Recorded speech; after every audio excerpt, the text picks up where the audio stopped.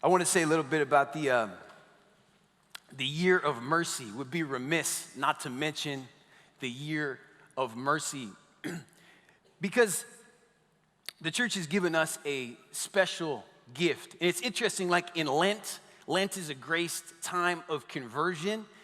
It's fascinating to see how God blesses and leads the church to proclaim the year of mercy or to celebrate Lent, and then pours out grace during that time. Pope Francis promised us that if we would go through the holy doors, there are holy doors in every cathedral and some basilicas in your diocese, that if you would go through the holy doors, that it would be an encounter with Christ. It would be going into his presence, entering into his presence. So I want to encourage you, the Holy Year lasts until about, I think it's the Solemnity of Christ the King, like late November. I want to encourage you to take advantage of that. You know, it's sort of like, I like food analogies, because we all can relate to food. You know, it's like an extra helping of gravy, if you will. You know, who doesn't want more gravy on their turkey or on their biscuits? You guys do not relate with that at all. But I love gravy, man. Gravy just makes everything a little bit better. And the church offers us this grace during the time of the year of mercy. And the healing work, the good work that he's started, there's more. There's more. And he wants to give it to you. He wants to pour it out on us. It's essentially prideful not to ask for help or for more gifts. The more gifts you have, the more you can give. So I wanted just to put in a plug for the year of mercy straight away. Now to the gospel. It's a 3-part homily. That's already part 1. Second part's the gospel, and then we'll talk about the Jesuits a little bit.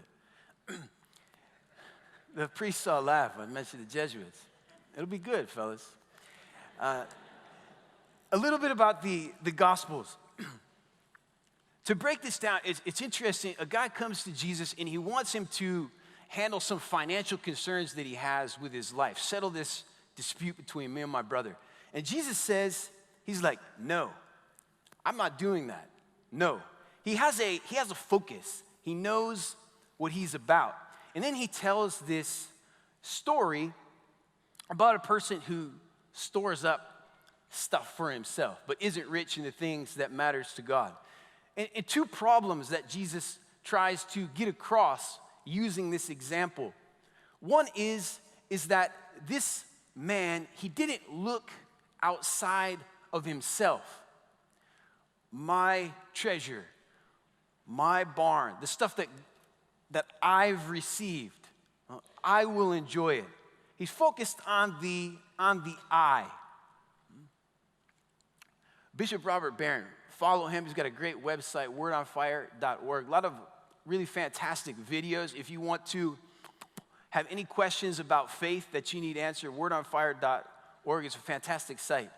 He says that the essence of the Christian life is that the Spirit of God would course through you, that the life of God would live in us. And if we want that life of God, that we have to give it away. Pope St. John Paul II, his favorite quote in a Vatican II document called Gaudium et Spes is this line. He says, man cannot fully know himself unless he makes a gift of himself. And nobody in here is stingy, right? Nobody's stingy. You open the bag of Doritos and you always share with your friends, right? No one is a miser in here. What God is saying to us, what Jesus is saying through this parable is that, the gifts that you've been given, man, give it away. And if you want more of God, serve, give, give. Give it away. What you've received this weekend, give it away. You want more of it? Bang, go spread that love. He'll fill you with more. That's the essence of the Christian life. Christians, we're not stingy at all. We're generous people because our Father in heaven is generous. And the other point that Jesus makes in this gospel reading very, very clearly is that this guy doesn't look beyond this life. There was a story, a wise grandpa had a real smart grandkid named Mikey. And Mikey got all A's. You know, he had a vision for his life. He would go to fourth grade and wear a tie and a suit even sometime. He was a man with purpose. And Grandpa said, well, I want to teach a little lesson to Mikey. So he said, hey, Mikey, what are you going to do for a career? Well, he says, I'm going to be a heart surgeon. Oh, so that's fantastic. Where are you going to go to school? He said, I'm going to go to Harvard Medical School. Well, what about after that? He said, I'm going to marry a beautiful wife. I said, wow, where are you going to meet her? Probably at the Steubenville Youth Conference. So all the pretty girls are there. And then he says, well, okay, after you get married, then what? He says, I think I'll have 16 children. I was like, dang, Mikey, you are ambitious.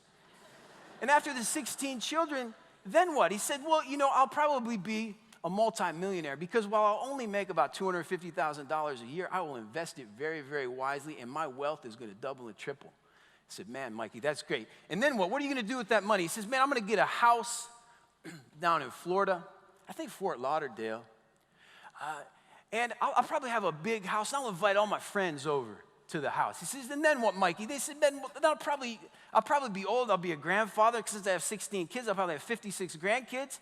And I'll retire, and I'll invite them all over to the house. And it'll be fantastic. It'll be like a party. It'll be a revolving door. They'll put one of those spinning doors in my house, and people will be coming in and out. It'll be fantastic. He says, then what, Mikey? He said, well, then I guess I'll die. And then his grandpa gets him. He says, and then what? And then what when you die? The man in the gospel scene, he doesn't look outside of this world. And then what? Life is short. Life is short. I had a friend, we hadn't connected in a few years, was down in Fort Worth, Texas this summer, just helping out at one of our parishes, and reconnected with this guy, Francisco, and I said, how's your family doing? He said, well, my dad got killed. His dad was working construction, and he got hit by a truck, pushing a wheelbarrow full of cement across the road. He got hit by a truck and killed. Bang, it just ended. What if he didn't have a plan? The Christian, it's smart to look outside of this life. I know you're young, you don't think about this, but when we do, if we live like we're dying, I don't know who sung that song, country song. Live like you're dying, huh? There's a lot of wisdom there. St. Athanasius said if we would live with death in mind, we probably wouldn't sin, interestingly enough. We'd probably stay clear of that because we'd have a purpose. And now to the Jesuits. You know what the Jesuits' motto is? The 4 letters, AMDG. In Latin, ad majorem Dei gloriam, for the greater glory of God. That's what they're about. Interesting, you read the documents about, well, what's the purpose of the priesthood? You say lots of things, celebrate the sacraments. I remember reading the document for Vatican II, it said to give glory to God, to glorify God, to show people that God, what does that mean to glorify something? To show people that God is good, that God is loving, to fully participate in the gifts, the life that he wants to give you. And see, all of us can do that. That Jesuit motto is slick because it's concise. It says what we all can do. We all can glorify God. It doesn't matter if you're scooping ice cream or scooping dung. You can offer that for the glory of God. Huh? A little bit about the Jesuits. Today is the feast day of St. Ignatius of Loyola. He was a Spaniard and just an awesome guy. I want to talk about Ignatius and then his friend, St. Francis Xavier. Real quick, St. Ignatius, kind of a rough and ready guy. When he was in his 20s, he was in the military. And he hadn't actually been in the military that long, but he was a leader type. And the French were sieging this town of Pamplona. Anyway, he wouldn't surrender. In charge, wouldn't surrender. He like fight to the death kind of guy. And he got hit in the legs with a cannonball. So they're sieging the fort. He gets hit in the legs with a cannonball. His one leg is just shattered, and the other leg is badly injured. So as soon as he got injured, the Spaniards surrendered. And anyway, he was taken captive by the French. The French took good care of him. When he was convalescing, this guy, he's fascinating. He said the leg was broken once. It didn't set right. They had to break it again. You ever broke a bone? Man, it hurts a bit. I broke my leg when I was a kid. Anyways, said it twice. He said, you know what? It's not going to look right. You're like, I'm not going to look good in my skinny jeans. That's what he thought. He said, I'm not going to look good in my skinny jeans. I got a bowed leg. You know what I'm saying? I don't want a bowed leg. So he said, break it again. They didn't have them. They didn't put you under back then. They like put a stick in your mouth and gave you a shot of whiskey or something like that. He said, break it again. I don't want to limp around my whole life. So he had to be in bed for like 9 months. And when he was in bed, interesting, Sean was talking about the suffering and how you sometimes learn. Like, none of us really want to suffer. We don't sign up for suffering class. Like, I'd like to study suffering this semester. Like the practicum, the lab, where I go and get tortured. But he was convalescing, his leg was healing, and they didn't have much to read. He liked to read like romance novels, kind of, like chivalry novels, stories of great heroes who won the beautiful woman, who served the king loyally and fought to the death, that type of thing. Well, they didn't have any of those books. They had like the books of the life of Christ and the saints. And he was reading those books, and he would start to think about it. He'd be like, what if I was like Francis? What if I was like Dominic, with these great saints that served God? And he kind of got happy on the inside. And then he would think, no, what if I was like Harry Styles from One Direction or something like that, and I had my own band? And then he would get happy about that also, but then it would make him sad afterwards. And he started to discern. He's like, well, one voice is definitely God's voice. And he went on this adventure with God, in a sense. He decided to go on a pilgrimage. He wanted to go to Jerusalem. And I don't actually remember if he got there or not, but I know he spent about a year in prayer. And during this time in prayer, God taught him so many things. Eventually, what formed around Ignatius was the Society of Jesus, the Jesuits, the company of Jesus. And they were the greatest evangelists in the 16th, 17th century. They were amazing. And they started from this guy who, man, he faced all kinds of adversity. I just want to tell you real briefly. Stay with me now. Stay with me. I know you've heard so much this weekend, but I want you to press in. And sometimes you got to work a little bit. Sometimes it's not, okay.